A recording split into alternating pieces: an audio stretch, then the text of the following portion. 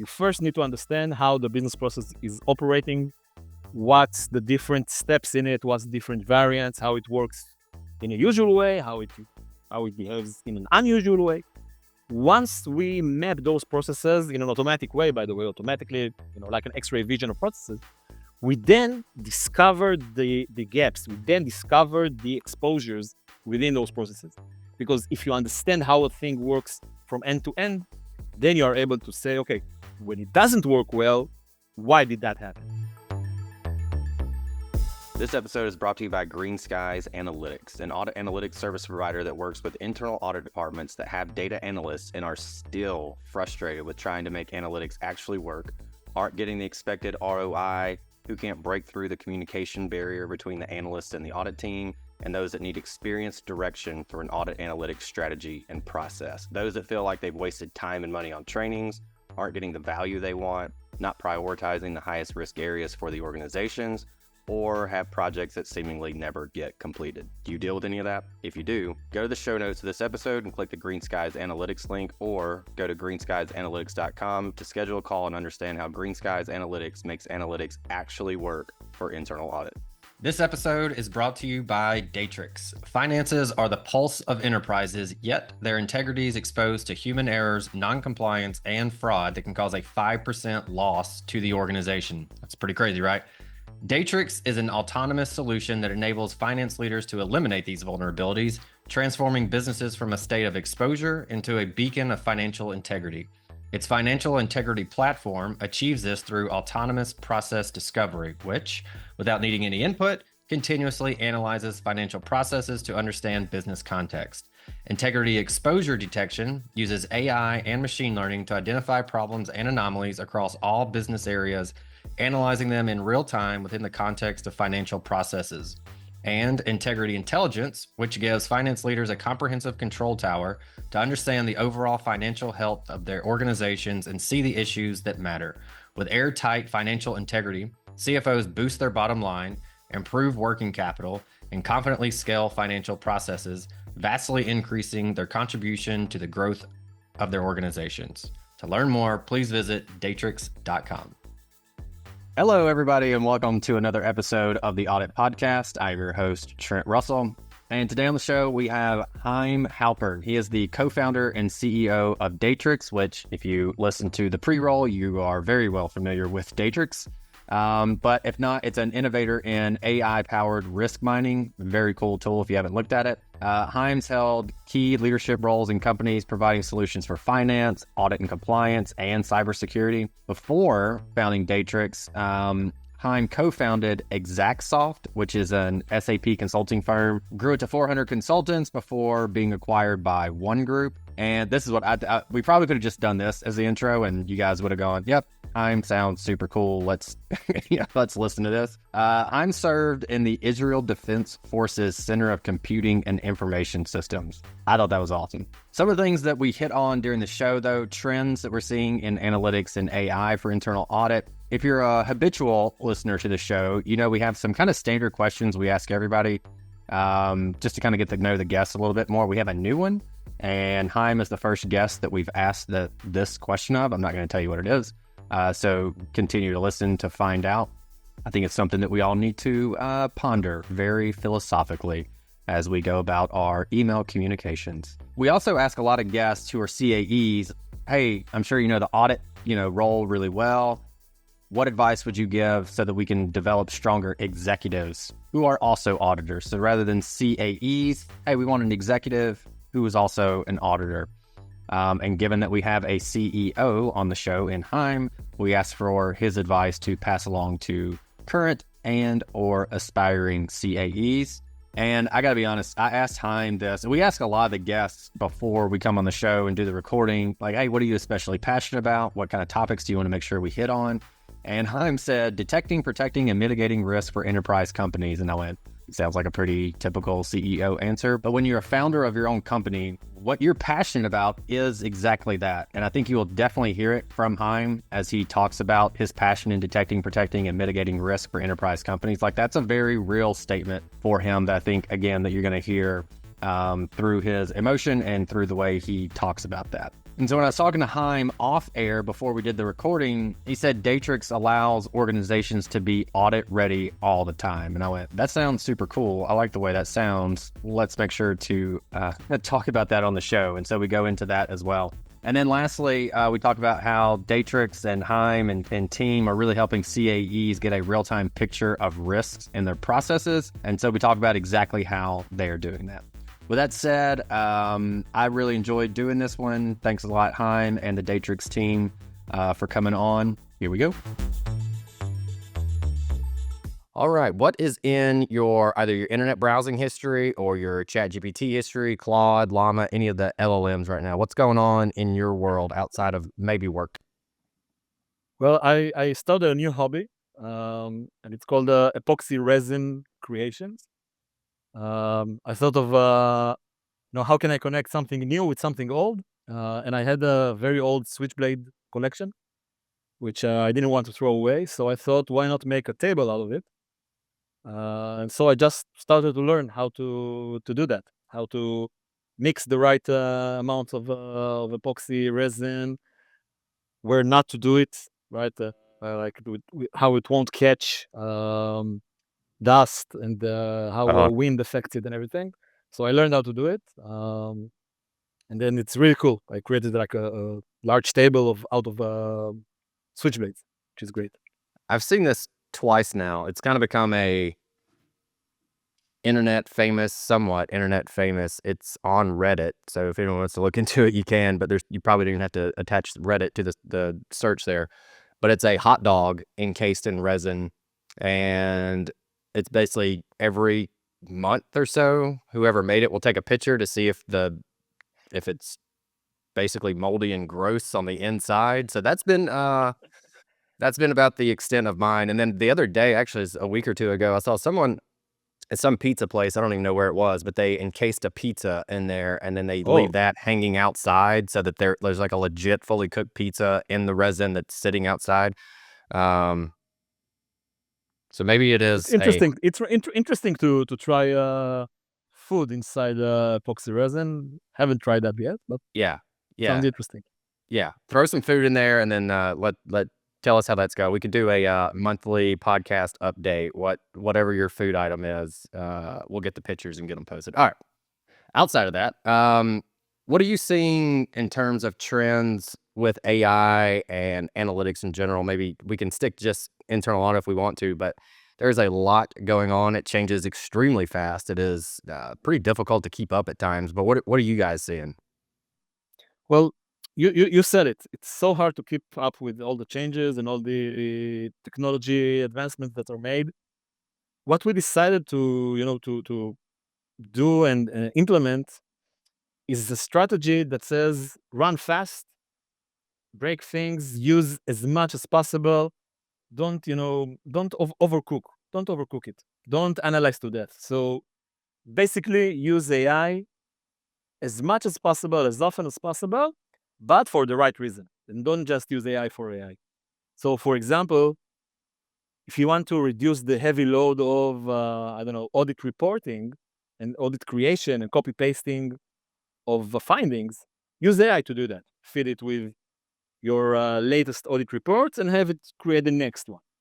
That's great. That it would reduce about around 80% of your time, and you just need to, revise the final copy and not fully edit it. That's great.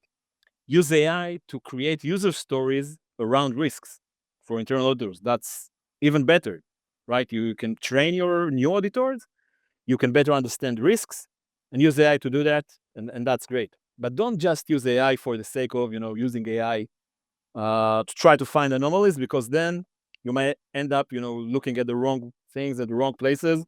Sometimes AI hallucinates stuff. So you want to make sure that it's contained, that it's well encapsulated, and it's possible to do it. We're doing it now, and it's become like second nature, right? You cannot ignore it. You cannot run away from it. You shouldn't run away from it. So just harness it to your powers. And this is probably going to be dated in a few months, but that's what we've been recommending also is, hey, you said it's second nature. I think second nature for a lot of people is to go to their favorite search engine. And that's kind of where they do their research or ask their questions. And so we've tried to tell people is stop doing that. Just replace that, delete it. We had one CAE said that he deleted his search engine off his phone so that he would just use ChatGPT so that he could use it more. So I really like I totally that. agree. It's like search, Google search, right? It's like Netflix killed Blockbuster, right? Mhm. And iTunes killed Napster. Yeah. ChatGPT, or using prompts and questions to get answers and not lists of links, that's the new normal. I mean, you search for something, but you want to get a result, right? Even when you search for a trip or trip options, you used to get a list of places on a map. Now you get a recommended tour, and you just go on it. You don't, start to look for what's open, what's closed. You ask, what's the nearest open restaurant that follows these and these guidelines? And you get driving directions over there. It's not something that you need to search and look for. So I totally agree. Search, it's cliche saying that search is dead. Yeah. Because, people have said analytics are dead. And they said software is dead, even earlier in time. But so it's cliche saying X is dead. But use AI as much as often as possible. All right. We don't usually plug ourselves on the show, but I mean, you almost mentioned the title exactly. So we did write an article with Audit Board on is analytics dead, basically, because of AI. Nice. And we released that last week. So it's very top of mind. So I'm hearing that. I mean, we heard it so much. So we need to get something out there about that. Yeah. Please don't forget that when you use public AI solutions, your data is open. Even if someone says, we keep it private and we delete it, maybe that's true. Don't overshare. If you want to use AI for sensitive information like internal audit reports, risks, fraud events, and so on, you better use something that's more private, that keeps your privacy, at the center of things. And maybe it's even, completely private, not open at all. So there are good options out there. You don't have to overshare and share everything out there. Move fast, keep privacy in consideration. Absolutely. Yeah, I like that. Okay. On to the more serious topic. Emojis in emails. Are you, I guess, thumbs up, thumbs down emoji-wise? That's a little low in notes for that, but thumbs down. Okay. Yeah. No emojis in emails. Okay. And an occasional smiley. It's okay, but don't over emoji yourself. Yeah, my kids use them. I rather use a smiley and that's it. Yeah, perfect. Okay. We always ask guests to give CAEs advice on how to be a stronger executive. Like that's a very common question when we have CAEs on. Hey, how can other CAEs be better E's or executives? Like most CAEs have the very strong audit, the A background. The E is, probably fairly new to them. And there's not like a ton of trainings around how to be a CAE or even books or resources on that. And so we've tried to ask that question to help aspiring or current CAEs that. But you, as a CEO, what advice would you give to CAEs to be a stronger E or executive? My most basic advice to CAEs and to anyone, basically any executive in a company, is you need to become a part of the conversation or a part of the business. And in order to do that, you must understand the business and not just your playing field. So what I mean by that is that if your company produces something, makes something, sells something, first understand the market it operates in, understand the different business functions in the company and what makes them tick. How do they look at business processes? How do they look at their external environment and internal environment? What matters to them? Once you understand that, you are able to become a much more valuable part in the entire machine because people will find you useful. If people just look at you as the person that finds what's wrong with things and blames everyone and points fingers, nobody likes that person. But if you help them become better, improve their performance, suggest business-related opportunities to them, just because you are the only one that has access to everything. Nothing is restricted. Nobody can tell you, oh, you can't know that, you can't see that. You see everything. That's the largest power you can have in a company. Use that power, don't abuse it. Use that power to make everyone besides you better. And that way, you become a much better executive, become a valuable member of your leadership or your executive team. And I always like to say that it's becoming, instead of a cost center, a value center. And once you become a value center, everybody wants to be around you. We get that, whether it's for how to be a stronger E or whatever. Like a lot of times we get the answer of understand the business. That's how we can add the most value. And I've told the story so many times, but I asked a very experienced auditor, is it more important to the business or no audit? And immediately she didn't blink. She said, no, the business. And so we've asked other people, like, how do you learn the business, especially if it's an industry that you're maybe new to? I don't know, when I was in external audit, we only did this a few times. I'm not sure why we did it sometimes and not others, but we would take, I think it was at an airline, literally like, hey, someone swipes their credit card to buy an airline ticket. And we followed that all the way through till it hit the books, basically, as a way to understand the business. It was a benefit of it. I'm sure it was some kind of control we had to test along the way also. But where would you start? I know some people have said like, hey, attend earnings calls, things like that. But would you go, hey, how do we, where's the revenue come from? Let's start there. That's pretty important to understanding the business. But if you had to like tactically, not methodically, but step by step, what would be the first step in understanding a given business or industry, assuming you don't have a background in that? I would start with analyzing the core business processes that operate within a company. So, start with the most basic ones that everyone has: procure to pay, order to cash. That deals with all of the spend and all of the revenue. And then analyze, the even more core processes. So if you're a manufacturing organization, analyze the make to order business process from end to end. Always touch something around the HR process, or the hire to retire process. If you're in finance, analyze the acquire to retire, the record to report processes. All of those will give you a very good understanding of who are the process owners, who are the other stakeholders involved in processes, and more importantly, what are the numbers? Because it's, at the end of the day, as an auditor, as a finance person, it's a numbers game. You get to know the numbers pretty well, and then you can have a valuable conversation with those stakeholders to learn more. I believe that it's possible to do it automatically, to do an automatic analysis, not just a statistical one or a sample one. And when you analyze those processes, the whole world kind of is revealed in front of you. All the cloaks are taken away and you see everything. Once you see everything, most often you also know what's wrong and what doesn't really work well or what looks suspicious. And it gives you even more leverage, because then you know how things should operate and what happens when they don't. And then you become a master, of your domain. And it doesn't necessarily mean that you need to know how to sell shoes or how to produce, oil. It doesn't mean that. It just means that you understand the mechanics of how those business processes function within your organization, which is, extremely valuable in my opinion. Yeah, so I think if I was a CAE in a new industry, it sounds like I would just basically plug in Datricks or something similar, and then I would be, I mean, that speaks to a lot of what you were talking about. I'd have a pretty clear picture of what was going on, in addition, obviously, talking to the stakeholders and the like. So, all right, with that said, I was curious to ask you this.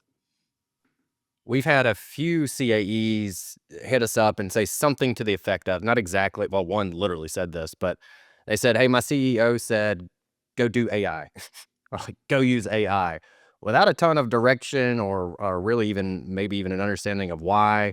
But it was just, this is the thing now, go do it. What, if you're the CAE and the CEO says, hey, go do AI, what's your response to that?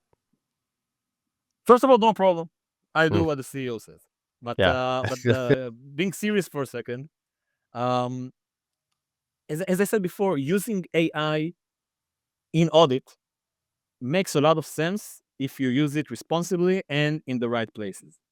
So using AI to find anomalies is not necessarily the right thing to do, because then you need to be able to explain them, and maybe that will create a lot of noise.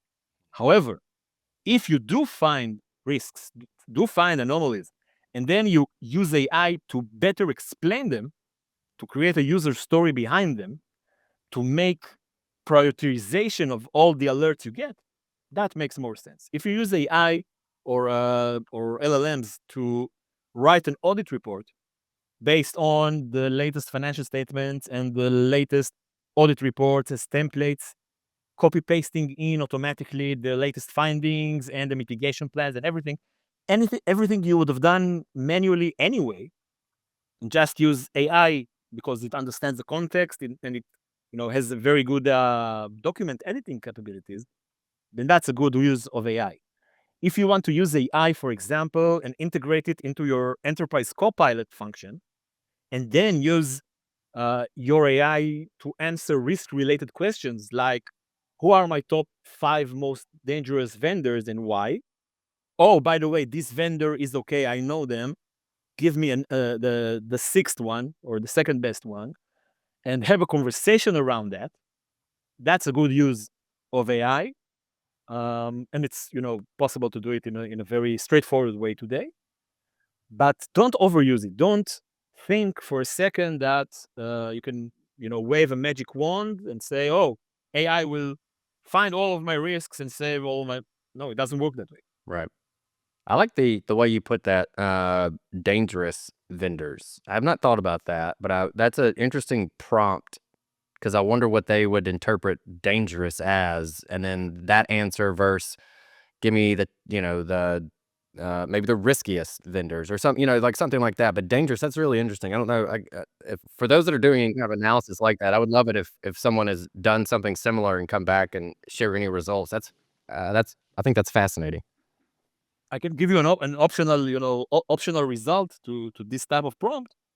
It would have to take into account, for example, blacklisted vendors, together with a risk profile that was built for a vendor.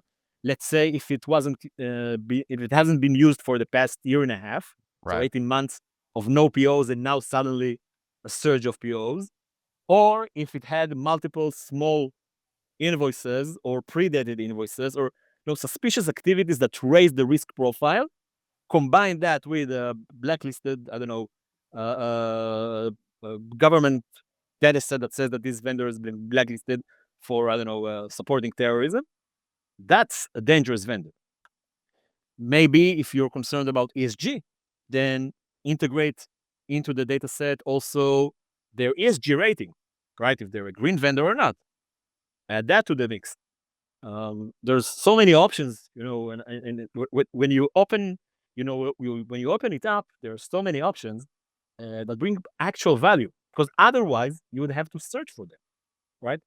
You would have to create filters and queries, and it's so much more fun to just write a prompt. Yeah, that's what I think is. I mean, because there's the rule-based way of doing that we've always done with audit analytics. Exactly like you're saying, like who hasn't issued a PO in over a year? Cool, let's give them a risk score.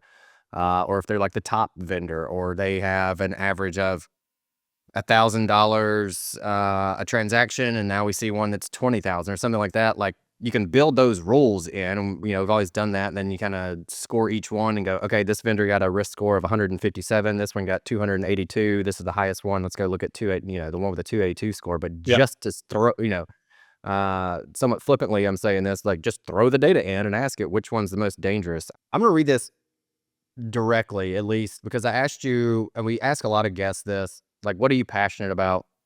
We asked this off camera just to get an understanding of what it is folks are especially passionate about, so that we can make sure that you hit on that. If you're passionate about something, that's going to come out during the conversation. And so that's what we try to hit on a lot of times.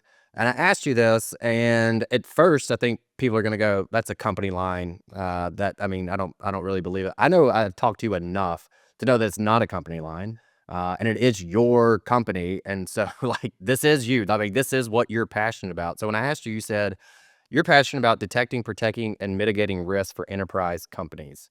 And I feel like if I would have just said that without any kind of preface, people would go, yeah, of course. I mean, that sounds like something a CEO would say, whether they mean it or not. I know that you mean that. Again, we've talked enough. I believe it, and it's the vision for your organization. So you don't just make up, a vision for kicks and giggles. But anyway, with that said, where does that passion come from, and how does it translate into the work you all are doing? I'll tell you like a short story, or I tried, to perfect that vision, and I always try, I work on myself a lot, and I try to get a crisp message or a crisp vision, so as many people would understand it. And I recently thought of this entire, my passion and vision in a bit of a different way. I always tell my customers that there's a survey by Deloitte that says that on average, companies lose 5% of their yearly revenue to fraud. I Right. bet you know that survey. It's a well-known survey. And I always say, even if it's just 1% and not 5 out of your revenue, that's a whole lot of money, which you can recover and, do better. And then an analyst just told me the other day, so basically your vision is to save 1% of the world GDP. Hmm. And think about it, right? If you combine the entire revenue of the Yeah. entire world into the GDP, your purpose is to save or raise the world's GDP by 1%. Now, think about it. It's a huge, huge, huge, huge vision and Yeah. opportunity because, reducing fraud, even set aside fraud for a second, mistakes, Right. plain mistakes. That's an amazing value I can bring, or we can bring to companies worldwide. And I truly believe that it's a cause worth fighting for. It's something that everybody should be in line with, because everybody becomes better if they are able to achieve it. So I truly believe that it's possible. You might want to trademark that 1% of G. That is a good line. You guys might want to go ahead and, maybe we hold off on publishing this one until you go, hey, we're good legally. That's ours now. Now you can publish it. That's a sweet line. Like I could buy into that and go, yeah, that's awesome. Like that's a vision and something worth kind of fulfilling. I a huge fan of that. All right. Datricks specific. I know that one of the kind of taglines there, whether it's published or not, but you said that it makes your clients audit ready all the time. And I went, oh, that's Yeah. interesting. What does that mean? Like, what's the value of that? What does that mean? Yeah. So audit ready all the time also came from one of our customers who asked us, can we achieve that with Datricks? Can we be always audit ready all the time? Which means that whenever I get an external audit, whenever my CEO or audit committee comes in and says, oh, what's going on here? What's going on? I know that I don't have to do anything extra. I don't have to, sweat it out and say, oh, let me check, let me see. No, I know I can rest assured that I can sleep well at night and say everything is in line. All the risks are in check. I'm constantly looking for new risks. I'm constantly working on existing risks to mitigate them and reduce them or eliminate them. And everything is in check. That creates financial integrity. That creates trust between the different parts of the organization, the ones that are doing the work and the ones that are controlling and monitoring the work. And this high level of trust, I believe, creates better organizations at base. But it also gives the CAE and the CEO a place of of comfort, knowing that everything is in check, everything is handled. And the other side of the coin says, well, let's do it once a year, just for the auditor's sake, just for the reports we have to publish, and what goes on between those reports, okay, nobody knows. We'll fix everything whenever the time goes by. And if we end up getting our name in the paper because something bad happened and we had to disclose it, oh well, that's the cost of business. That's a valid approach also. It just so happens that every other day we see in the papers, this company has disclosed a fraud of $150 million. This company has disclosed a fraud of $50 million. This person went to jail. This person went to. Okay, there's a better way to do it. I had this term that we coined, I don't know, 5 or 6 years ago. and I called it socialized continuous monitoring. I think that's what we called it. It was basically, hey, if AP or whoever, if they know that audit is running these analytics against everything that they're doing, basically, you're going to like, if you are committing fraud, you're gonna go, okay, it's time to stop doing that. And so I'd be curious if there's been any, like, if you all notice when basically you go live to see the difference in activity of this is before and this is the after, to see like, did something fishy maybe stop happening? Like, to me, I think there's value in that. And I'd always said if I was a CAE and I had no budget, I would just basically tell everybody in the organization, like, hey, we got this thing, we're plugged into all of our data sources and we're running analytics specifically for fraud, every single day or something. Even if I couldn't afford it or, whatever the case, it didn't have the resources, I would go, yeah, we're doing that. Cause I guarantee that there's some story about it was like a mechanic shop or something like that. And so initially they hired or bought like these really expensive guard dogs. And then they replaced that with a camera, and then they replaced that with a fake camera, and saw the amount of break-ins decrease with that. And they're like, camera doesn't even work, but they think it does. And maybe that's where the idea came from. But have you seen anything like that? Like, have you guys Sure. looked post implementation to go, this looks cleaner or different now than the activity It before? happens all the time. Yeah. People's nature is to do the right thing when someone is looking. Uh-huh. That's reality, right? Yeah. They say that people are measured if they do the right thing when no one is looking. But in an organization environment, if they think that someone is looking, then obviously they'll behave better. Some won't care. Some will do it anyway. But of course, if they know that they're being monitored and there's a continuous control program running, obviously infringements will decrease. But you need to remember that it's not just about fraud or evil acts. Mm-hmm. Sometimes it's plain mistakes. Sometimes it's people trying to do their job faster, and they get held back by regulations, compliance, more procedures, and they want to do some workarounds just to do their job faster, just to do their job better, right? It's not about doing something bad or stealing something. It's just achieving more in the same time, which is, by the way, pressure we see all the time. Right. Teams get the HR decreased and so on. So people are stressed, and when people are stressed, sometimes workarounds, mistakes happen. So not necessarily that if someone is monitoring, those will decrease, but on average, we do see some decline in bad activities found. I can give you an example. We had a customer that had an issue around check reprints. They had 50 checks being reprinted every month, and they suspected that something fishy is going on there.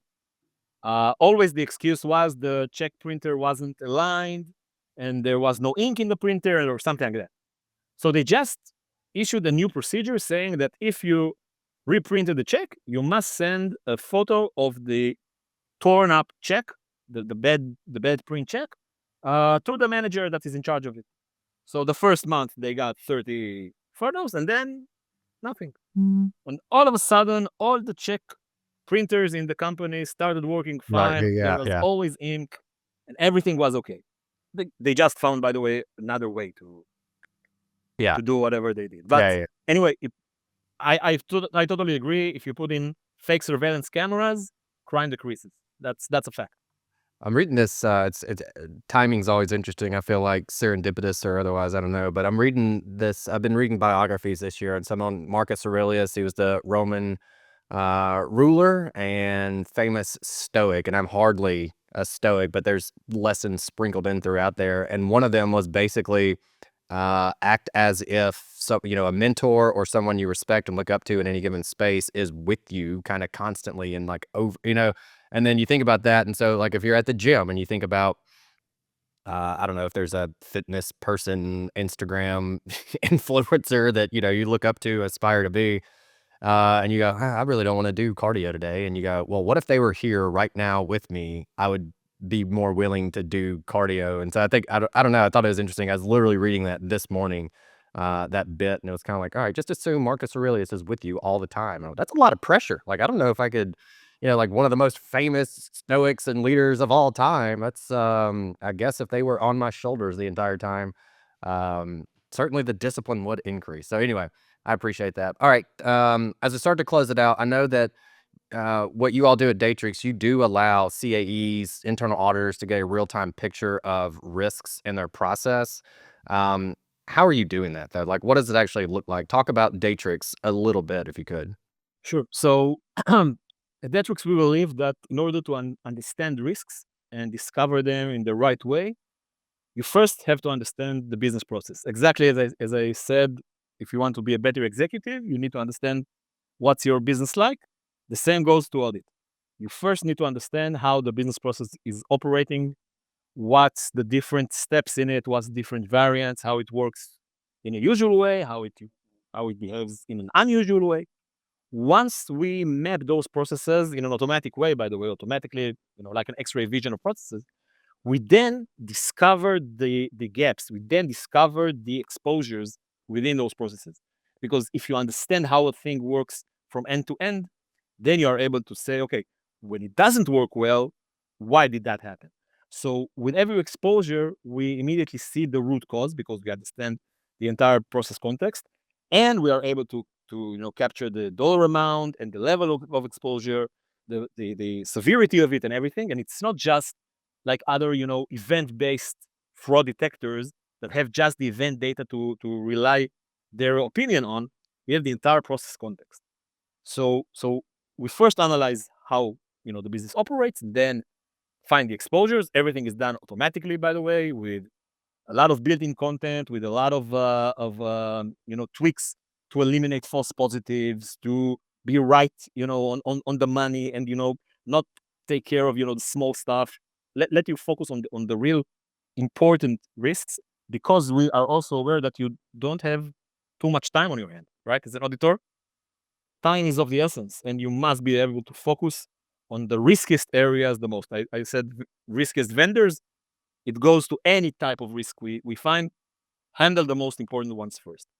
So once you see all of that, it's also important to be able to communicate that to your leadership, right? To your CFO, to your CEO, to your audit committee. So aggregating those risks, building automatic dashboards that show the risk over time, the risk over vendors, over departments, to analyze it in a thorough way, to build like a social understanding of the relations between the risks and the people. That's also super important. And we do all of that automatically. That means that it's not a project-based approach to understand and eliminate risks. It's a solution, it's a platform that analyzes the financial integrity of a company and gives you the right places to intervene and fix those exposures. That's what we aim to do. We do it very successfully, for customers running the most common ERP scenarios like SAP, Oracle, NetSuite, Salesforce, all of those, but also any other type of common or custom environment.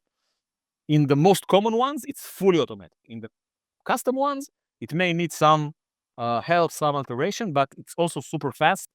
And our promise to our customers is that in under 7 days from initial data access, they'll get results.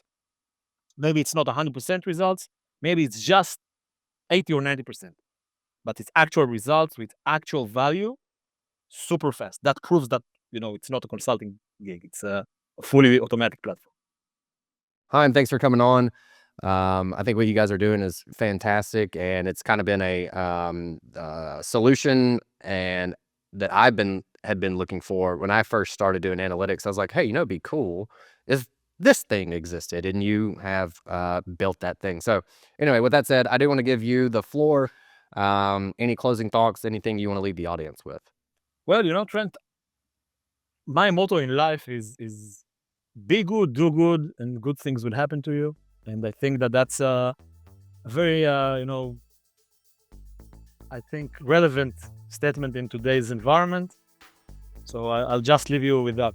Be good, do good, and that's it.